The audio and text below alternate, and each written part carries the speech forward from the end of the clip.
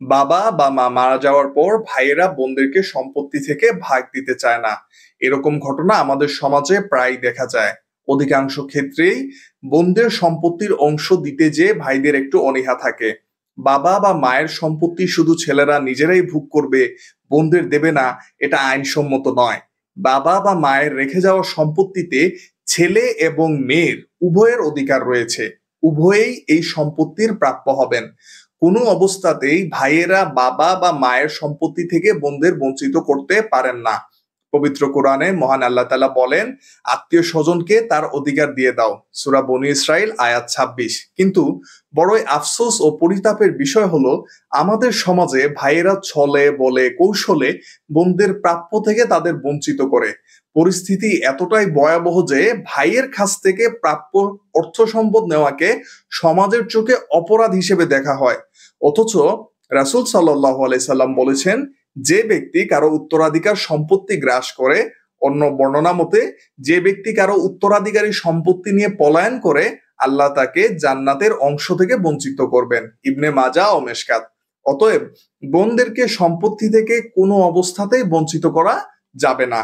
আমাদের সমাজে আবার অনেক নারীরাই আছেন যারা অজ্ঞতার কারণে বা ভাইদের সঙ্গে কোনো ঝামেলা হবে ভেবে তাদের প্রাপ্য অংশটুকুও ছেড়ে দিতে দেখা যায়। কিন্তু অনেক ক্ষেত্রেই দেখা যায় মেয়েরা এটা জানেই না বাবা মার সম্পত্তি থেকে অংশ না দিলে তারা আদালতের শরণাপন্ন হতে পারে। এখন আসুন জানি মুসলিম পারিবারিক আইনে বোনদের সম্পত্তির অংশ কিভাবে দেওয়া আছে।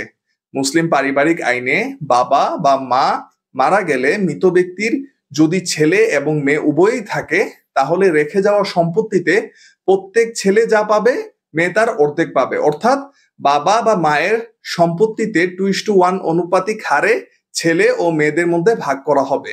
ভাইয়েরা ইচ্ছা করলেই বোনদের সম্পত্তি থেকে বঞ্চিত করতে পারবেন না। এক্ষেত্রে বোনের বিয়ে হোক বা না হোক সেটি মূল বিষয় না।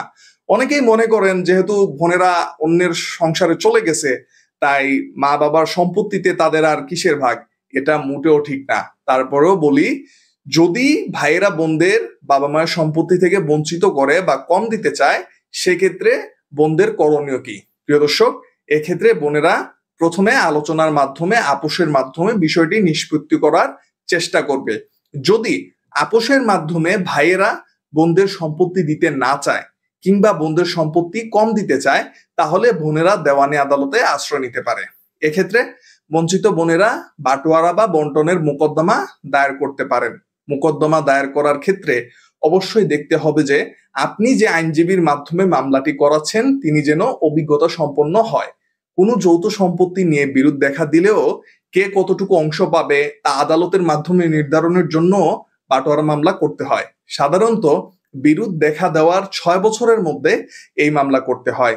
এই মোকদ্দমা চলাকালে কেউ মারা গেলে তাদের উত্তরাধিকারীরাও অন্তর্ভুক্ত হতে পারে এবং অংশ চাইতে পারে। অর্থাৎ শুধু বোনেরা মামলা করতে পারবে এমন না, তারা যদি মারা যায় তাহলে তার উত্তরাধিকারীরা ছেলেমেয়েরাও এই মামলায় পক্ষ হতে পারবে এবং এই মামলার রায়ের মাধ্যমে বোনেরা তাদের প্রাপ্য অংশটুকু ফিরে পাবেন।